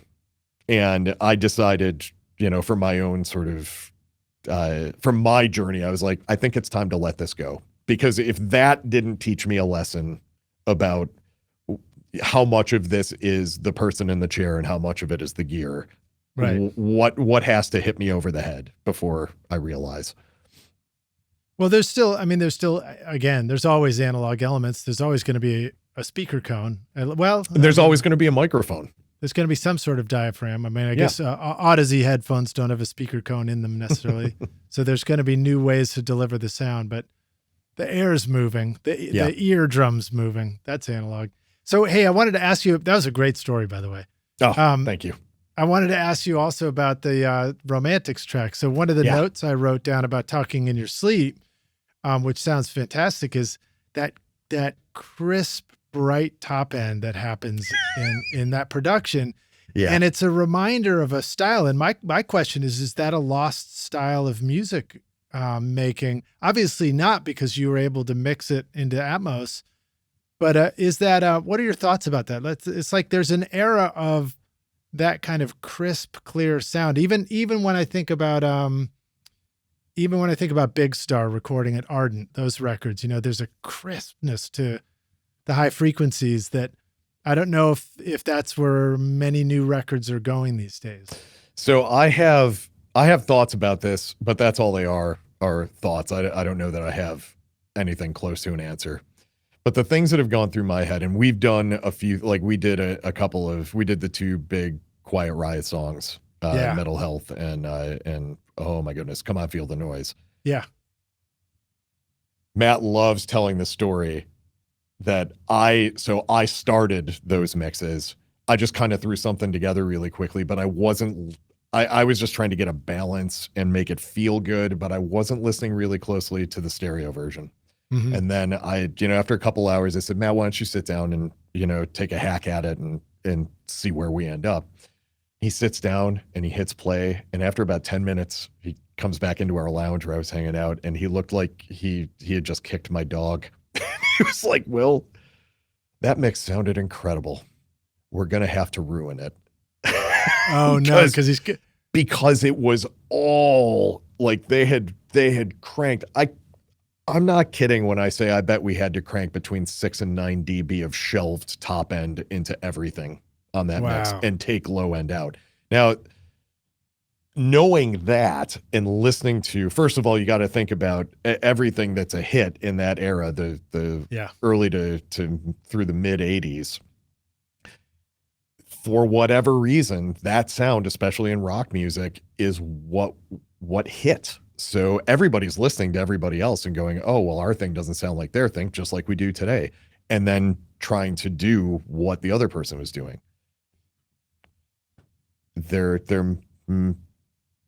I'm just going to say it. There was a lot of cocaine in the studio.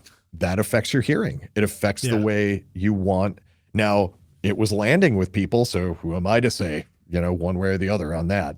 And it was getting delivered as playback on a vinyl record. By a DJ. And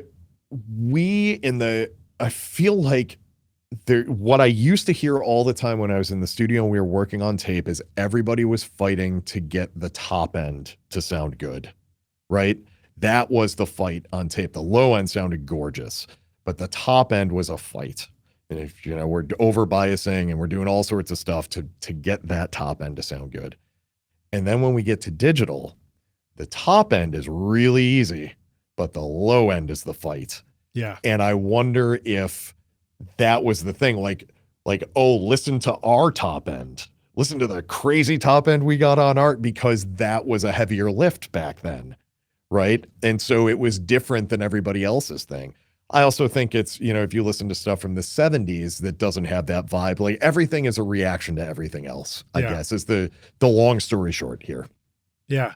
Well, and that's so true. And of course, like the low end thing in digital, getting the low end right. And also there's just a lot more room for low end. It seems like, you don't. And that's the other thing. You had less available space for your frequency ranges in analog than you do in digital, especially digital now. Maybe not digital in, 1990, but certainly now.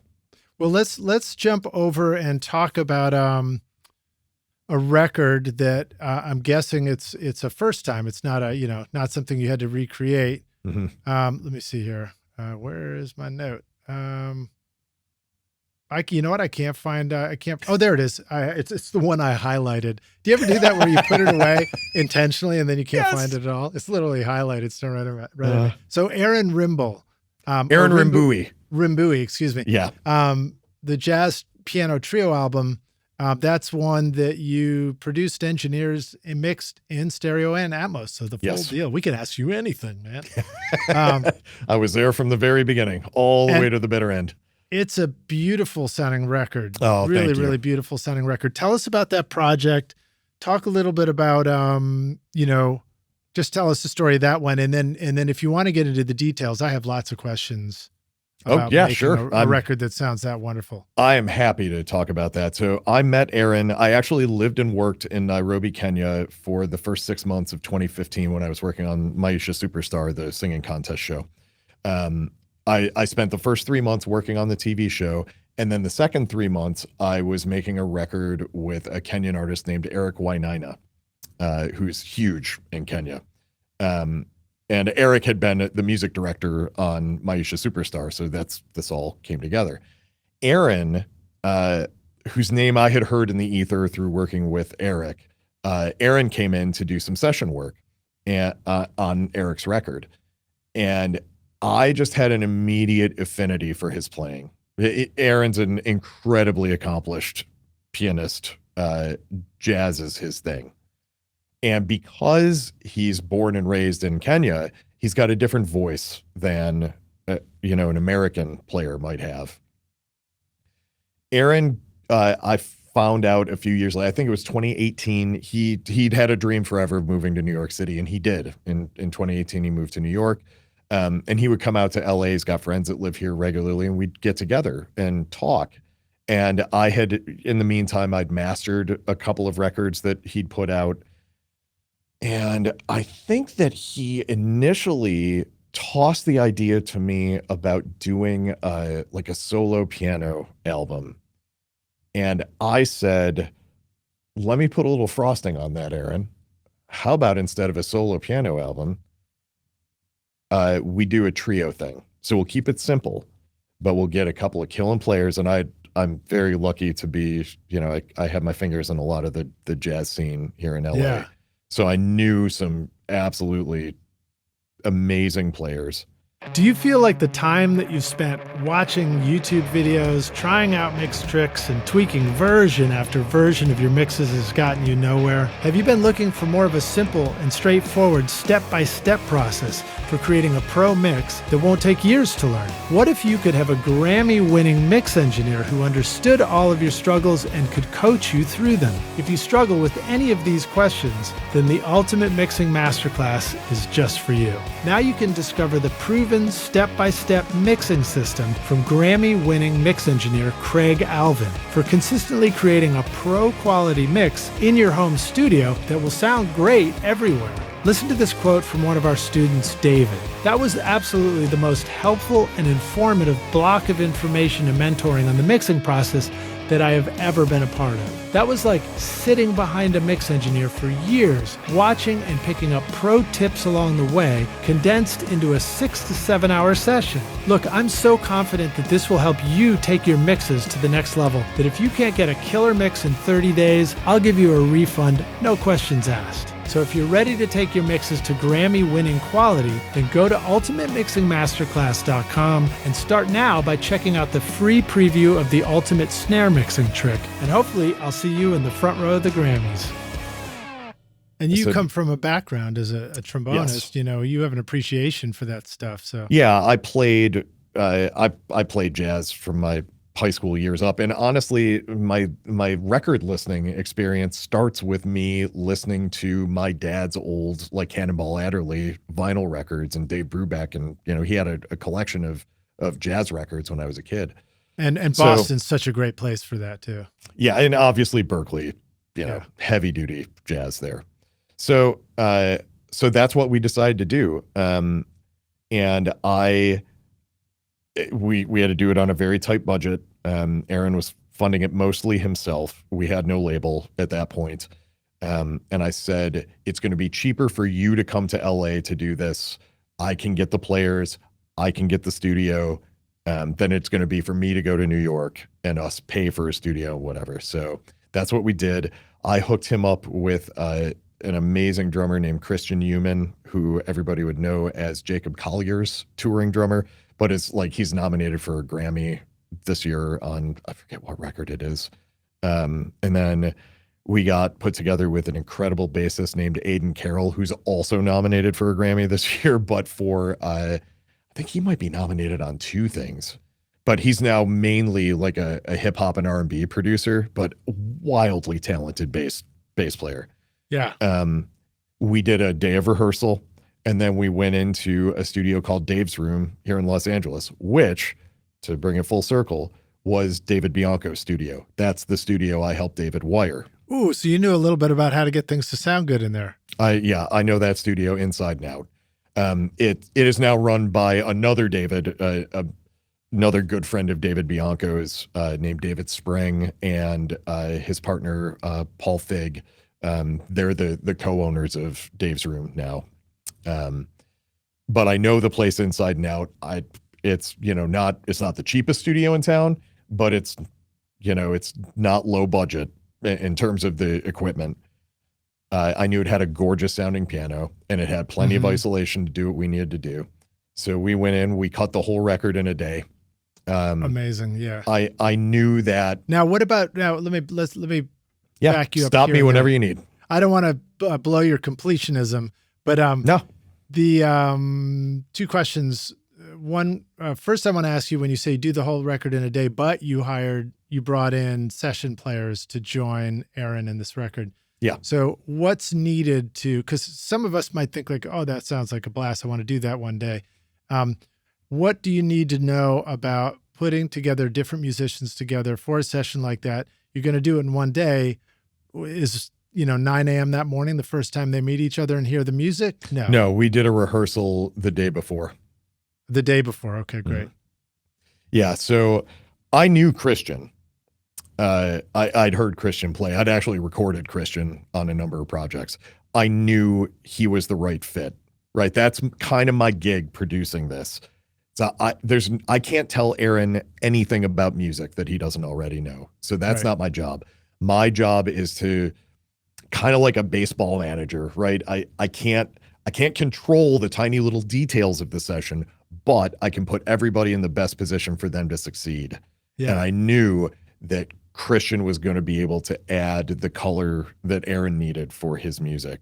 And then Aiden, we had recommended to us, but I knew two people recommended Aiden to me. And I was like, if those two people say this is the guy for the gig, then I have to trust he's the guy for the gig.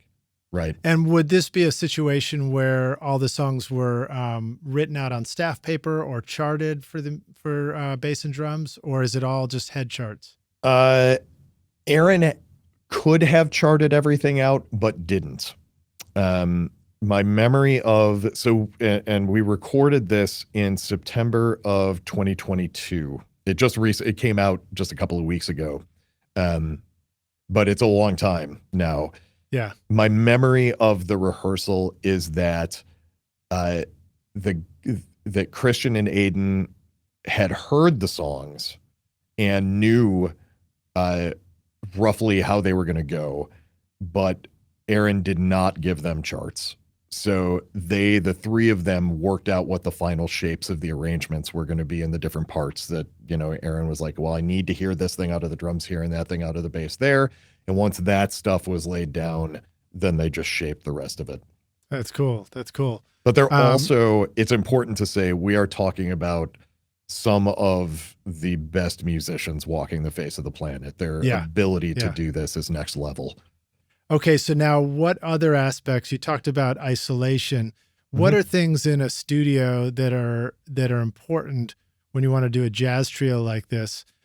Why do you want to isolate them or not isolate them? And if you do isolate them, do they need to be able to see each other? What's that need to be like to really work well? Number one is they need to be able to see each other, right? This is all music, but this particular situation at a heightened level is communication, right? Yeah. And they just nailed the songs down 24 hours before.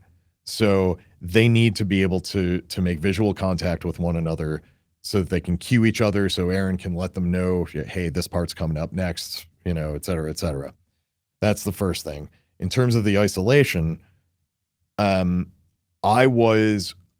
and I talked a lot about the vibe we wanted for this record. And I said, as much as I admire the technical proficiency of modern jazz recording, I miss the vibe of those 50s, 60s, 70s records, that they didn't have the ability to isolate everything to the nth degree and tweeze it all until it was perfect. But there is an energy in those recordings that I miss.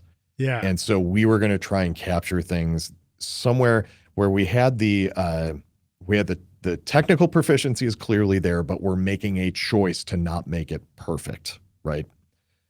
So for me, the isolation was about, I want to be able to control the sound of the piano without like turning up. I don't want to turn up the drums and now have to turn the direct mic on the piano down to get the balance right. Like if we had everybody in a room together, that's what's happening, is you're managing bleed everywhere. Yeah. And some of those microphones on the drums are not the microphones I want capturing the piano. Now, we did have bleed on everything, but there were, the piano is in a booth. People can go to and see Dave's Room has a website. I think it's davesroom.net. And you can see the layout. And the piano is in a booth. So I could mic that booth. I can mic the piano in that booth. And then the drums were in the main space, and I can mic them up however I wanted. And then the bass had its own isolation booth as well. And what would you say would be the distance visually from player to player so that it still feels close enough to see each other and get that immediate? I think as long as they're comfortable with it, you're fine. I don't think there's a specific 10 feet is just about right. 8 feet is too close. 12 feet is too far away. It's can they accomplish what they need to accomplish as musicians in that situation is all that matters. And everybody had, Aiden was in an ISO booth with a window two windows where he could see Aaron and Christian. Aaron, the piano booth has just a big sliding glass door that opens up into the main space, so he could see the other two guys. So, there's good sight lines in that studio. Right. And then when it comes to bass, this was upright bass on a lot of it, or it's all upright bass? All right? upright, yeah. Yeah, so let's talk about that, because that is one of those things that until you get your first shot at trying to record an upright bass, you have no clue how hard it is to get that right. And so talk about some of the things that's really important about that. Is upright bass going to very often be an instrument we wish we had isolation on in a recording session? I think that when we're talking about isolation, everything is dependent on situation, right? Sometimes you won't be able to do it. Sometimes you will. And until you sort of understand the mechanics of what's different about not having isolation versus having isolation, what do I lose? What do I gain?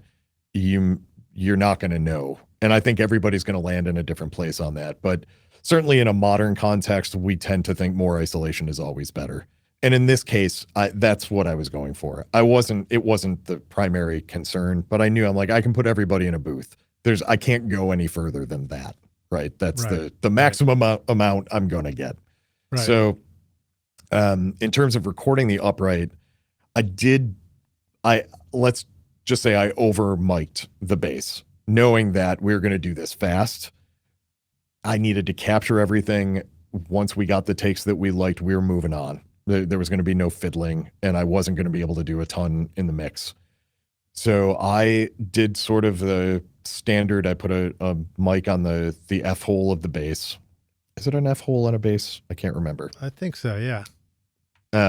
Yeah. I also put like a mic. Big ass violin. Yeah. I put a microphone sort of up on the fingerboard. So if I wanted more of the finger detail of his playing, I had a microphone for that. And then I actually had an NS10 speaker, like a sub, what you'd normally do for a sub kick.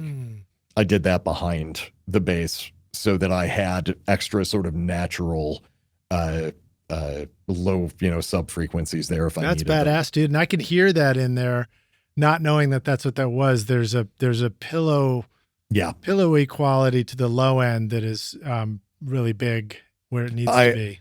And I thought really hard about before we recorded what is going to win. There's always a contest of who gets the sub frequencies. It's either going to be the kick drum or it's going to be the bass. You can't fit both down there, at least not without them clashing. And this is true in pretty much any kind of music. So my decision was the bass lives down there. And because the kick drum, we don't need, thumping EDM, hip hop, whatever kick. That's not what this is. The kick is a more detail oriented instrument in jazz. So the kick in pop music, the kick is sort of a danceable backbeat. In jazz, it can become more of an accent. Yes. From the whole kit, right? Yeah. Like it might land. It's just another drum. It's not serving the sort of, dance beat disco purpose anymore. Yeah. It's just another part of a kit. For 15 years, I had a famous MCI console at my studio that originally came from Criteria Studio C in Miami, where it made some of the most iconic Grammy-winning records of the 1970s. And it sounded incredible. When I was ready to upgrade my studio to a full digital mixing setup, I teamed up with Rick Carson at Make Believe Studio, Metric Halo, and Golden Ear producer Bill Simzik to recreate the legendary MCI console well as the new MBSI plugin. The MBSI captures the same iconic sound used on multi-million selling records like Hotel California for the Eagles, Saturday Night Fever and Staying Alive for the Bee Gees, I Shot the Sheriff for Eric Clapton, We're an American Band for Grand Funk Railroad, and the soundtrack to Grease, the movie, all for legendary producers like Tom Dowd, Todd Rundgren, and Bill Szymczyk. The MBSI plugin not only delivers the authentic sound of the original MCI console faithfully, but it also adds new features like a top-notch compressor, overdrive, and a dual EQ filter switch, adding tools that Bill Szymczyk said he would have loved to have in the original console. Now you too can get that Grammy-winning MCI sound in your home studio. Whether you're recording or mixing, you can experience the sound of Miami 1976 with the MBSI plugin and soak up a little sunshine in your sound at makebelievestudio.com/MBSI. Okay, cool, man. So let's, well, that's very cool. Thank you for explaining that. And I think one of the things that might help the rock stars when we talk about bleed and everything's different, sometimes that's a little frustrating because you're like, yeah, but I don't know. What does that mean? You know? And I think one of the things about understanding isolating an instrument like an upright bass or an acoustic guitar on a with a band situation is understanding that that instrument may need to have some pretty significant gain on the microphone in order to bring out those big round qualities, you know. And so, when there's bleed, the bleed gets exaggerated, especially when compression comes here's the right? Yeah, I think here's a good way to look at it. If you're coming at it from a sort of, you haven't done 1,000 live recordings point of view, it is the trade-off between vibe and control. Okay? So if you're going to choose to record a bunch of people at the same time, chances are some of other people's instruments are going to end up in the microphone of the thing that it's closest to, right? So if you've got drums and acoustic guitar, even if they're in separate rooms, you're still going to get some in, right? No isolation is perfect. But the question you ask is, what's more important? Is it more important that this communication happens and that we capture the moment of all these people playing this together, or, and this is just as reasonable, do you have an idea for, like, I want to really compress the hell out of this acoustic guitar. There's a sound I'm going for. And if I've got the bleed of drums in there, now I'm going to get that extra drum sound. Now that can work too. Like this is the thing. There's no right or wrong answer here, but definitely in modern recording where a lot of stuff tends to be samples or keyboards or, you know, where things are very much separate from one another, bleed is often viewed as a bad thing. But the thing is, sometimes when you listen to your favorite records, part of the sound you're hearing, part of the vibe that you love is actually the sound of somebody else's instruments in the drum microphones and going through all the treatment that the drums went through. And coming back to the Atmos thing, we have definitely worked on catalog records where we are chasing a reverb sound that we think is, you know, we're thinking in modern terms, we think, oh, somebody added reverb to this instrument, but that's not what happened. They put a reverb on the snare drum, but the guitar was bleeding into the snare. And now that reverb is also on the guitar. Oh, fascinating. Yeah. Right. That's really fun. It's complex now, you know, it didn't used to be because you didn't used to have a choice, but now you do. So yeah, that's, and same thing when you're recording a drum kit. I think I've definitely been in the studio where I've had people go, well, how come I can hear the snare drum and the kick drum microphone? And that takes me back at first, because of course you do. And then okay, like, listen, you've been working with samples that are perfectly recorded one drum at a time. In the real world, there is no magic microphone that rejects everything except for the thing you pointed at. It picks up everything that's around it and you get some of everything. And how you balance that, how you manage that is a big part of how your recording is going to sound. And then there's qualities that happen in a group recording like that with the bleed where everything just sort of lands just off from each other, but just so that you get this impact of a total sound that can be cool. There's a chaos to it. Yeah. That and riding that wave of chaos is part and parcel of the sound you end up with. That's awesome. What a good quote. Riding that chaos is part and parcel. Well, dude, it's great having you on the show here. We're definitely hitting our planned time, and you may have to go. So with that in mind, I'd love to invite you back another time where we keep diving in deeper into the jazz recording and everything, because I love that stuff. I'd love to keep talking about, miking up the drums, the piano, mixing it, then taking it to Atmos. So lots to talk about there. Rockstars, please do go listen to the playlists in the show notes. Go listen. If you want to go listen to the Spotify thing, that's fine. It's going to be stereo. If you want to hear the Atmos, which I highly recommend, go over to the Apple Music link and check out Will's work there. And make sure that you go into the settings and turn on the Atmos. and then turn on sound check, because that's, as we were saying earlier, because the Atmos mixes are delivered so much quieter. Yeah. You want sound check. You want to be comparing apples to apples, because otherwise that stereo is going to sound loud and you're going to go, oh, well, this is better. But when you even them out, it's going to be a much closer contest. Yeah. And then any other tip about how they can go hear it in Atmos? I mean, if they just pull it up on their speakers, they might not hear it.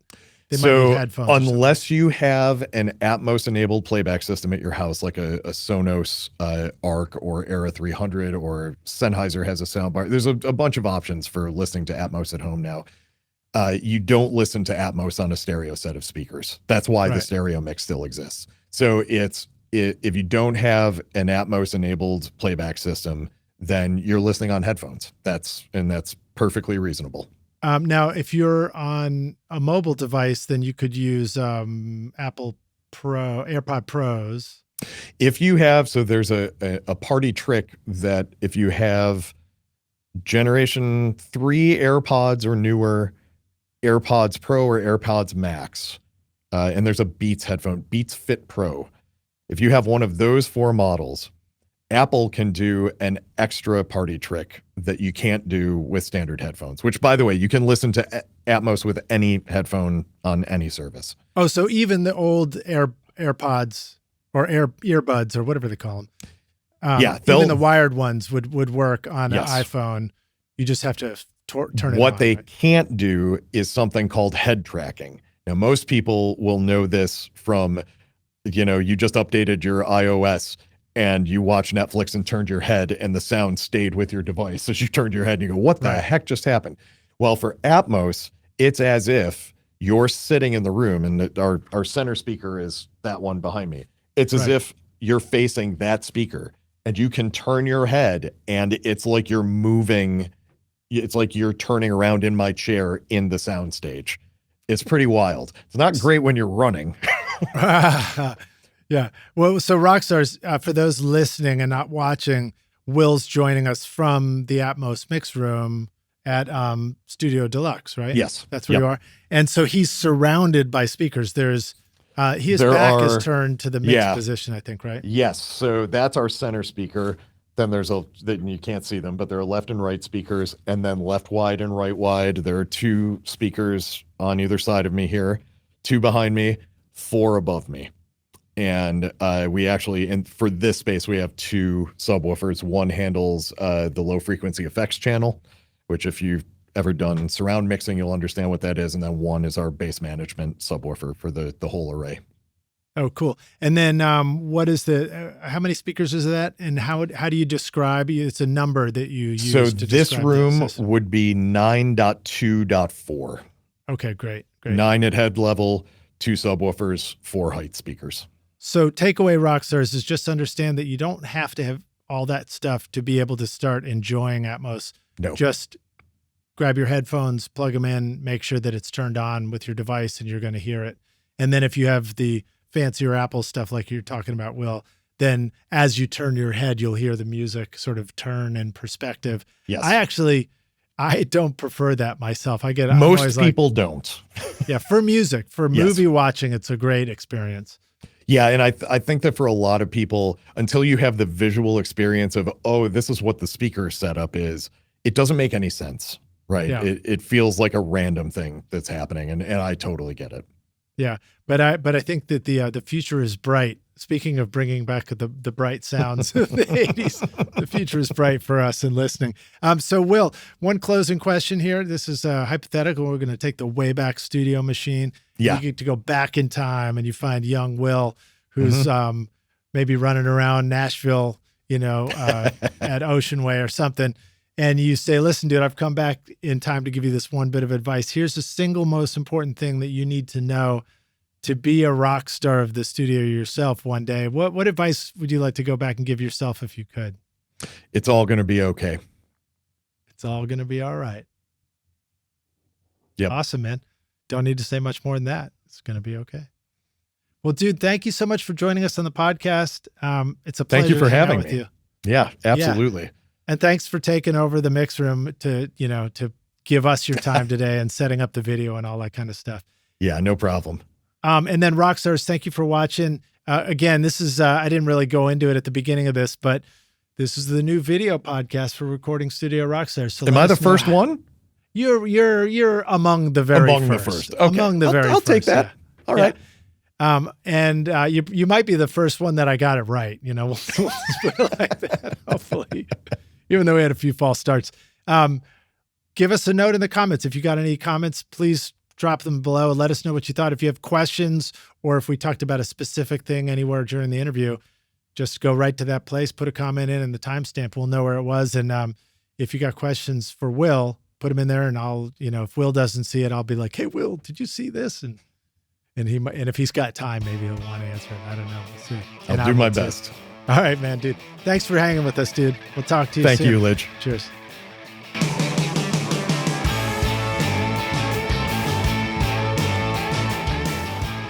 Thanks so much for listening to Recording Studio Rockstars. If you enjoyed the show and want to help make it better, then please share this episode with your friends on social media and leave a rating and review on iTunes to help the podcast reach more rock stars like yourself. You can click directly over to iTunes or go to rsrockstars.com/review for an easy explanation. And remember to hit the subscribe button to keep up with weekly episodes. And if you're ready to make your best record ever now, then head over to Recording Studio Rockstars Academy, where you can start with my free course at mixmasterbundle.com. Thanks so much for listening, and thanks for being a rock star. I'm Lidge Shaw, and this is Recording Studio Rockstars. Now, go make great music.